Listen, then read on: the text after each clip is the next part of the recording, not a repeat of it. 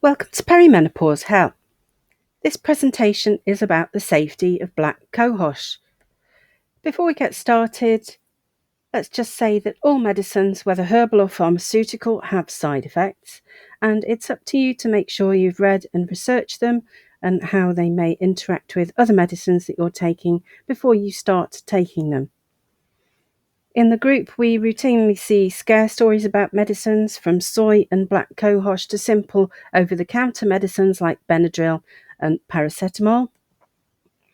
The alternative to taking medicines is, of course, to suffer.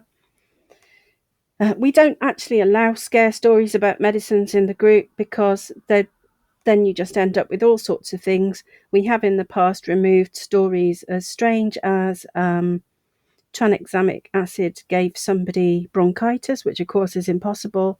Ranitidine caused hallucinations and other things that are very unlikely.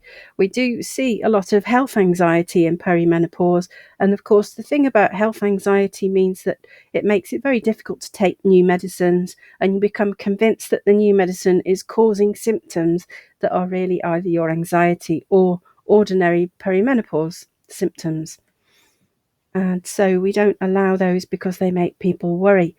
One of the stories that we see quite regularly, though, is that Black Cohosh is dangerous to your liver, i.e. the fancy medical word for that is hepatotoxic. Now, there is a grain of truth in this. It arises from a statement released by the EMEA, the European Medicines Agency, which was the source of this story. However, the EMEA, what it did was collated reports from patients, and they were self-reported occurrences of liver injury related to Black Cohosh. But the thing is, most of these statements concerned medicines that contained, but were not limited to, Black Cohosh, so they also contained other ingredients. There was no way that the EMEA could analyse the Black Cohosh or the herbal medicines that the people were taking, and they didn't do so, and they didn't check for any contamination, so they didn't even check what these people were taking. Of the cases of liver injury reported, only 4 could be legitimately connected to Black Cohosh when they were finally investigated. And in fact, there was a group, an Italian group headed by Professor Fabio Firenzuoli. I hope I pronounced his name right. I'm not really that great at Italian. And his group in 2010 studied the EMEA statement and the cases that it was based on. And in fact, they conducted their own safety trials on a standardized preparation of Black Cohosh and found it to be completely safe. But first, let's have a look at the cases that this EMEA statement was based on. In none of these cases could it be proven beyond doubt that the Black Cohosh caused their liver disease.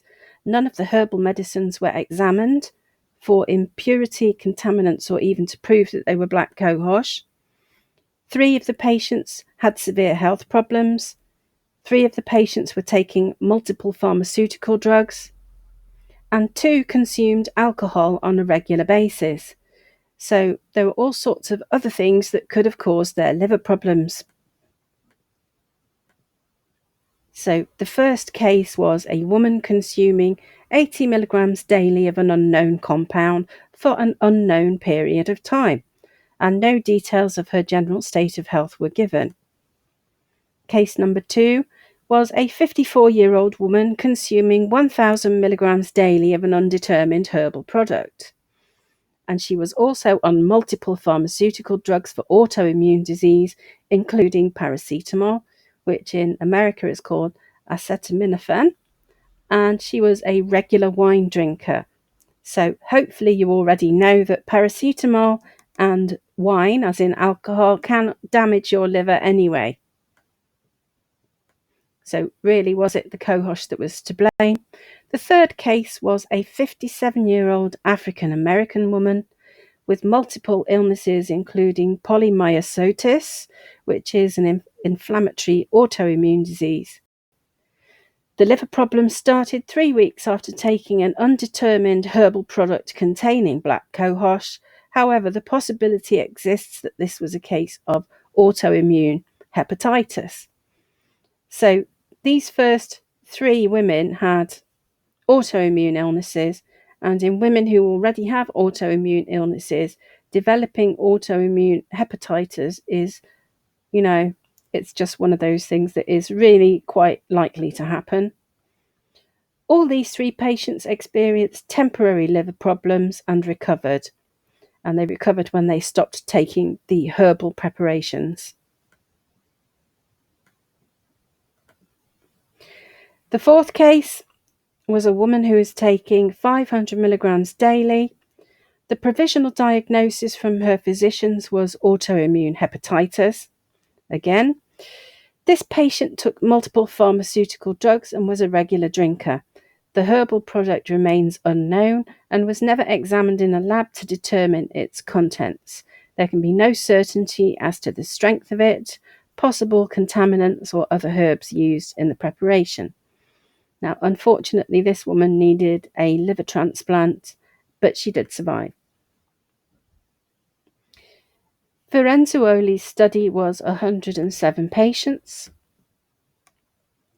and 5 of his patients already had chronic liver complaints, and the Black Cohosh that they used in their study had no effect on their liver functioning tests. So although they were already ill, in that particular study, the Black Cohosh they used had no effect on them. To quote the study, "To our patients, we administered very high doses, respect to median dose used in clinical trials. But after 12 months of regular use, there were no laboratory data, neither clinical signs referring to a possible hepatic adverse reaction." So no problems with their livers.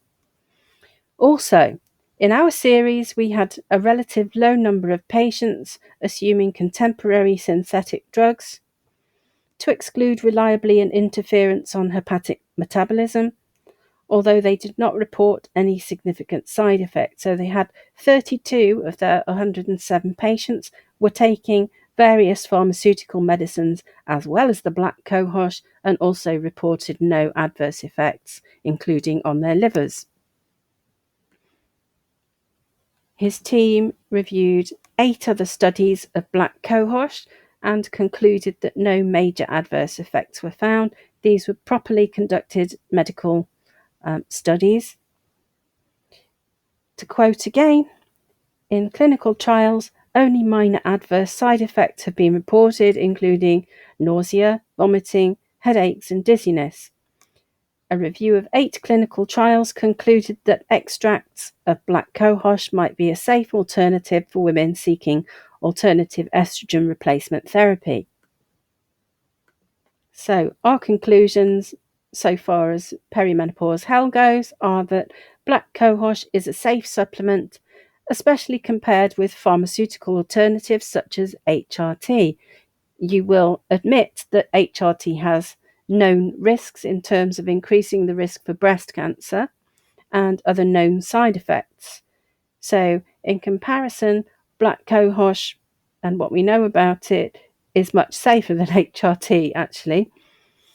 As a precaution, we would advise that you stick to the recommended dose on the packaging. And we also recommend that you do not buy loose mixed herbs from practitioners where you are not sure of the contents. So if you buy Black Cohosh in just the loose herb, make sure you know what it is and that it absolutely is just Black Cohosh, not mixed with any other herbs, either deliberately or accidentally, and buy only from respected manufacturers. Those of you who are taking multiple pharmaceutical drugs should be aware that interactions are unpredictable. Even though the study that we looked at said that there was no change, you don't know which particular pharmaceutical drugs those patients were on. So our advice would be to be careful if you are already taking numerous medicines.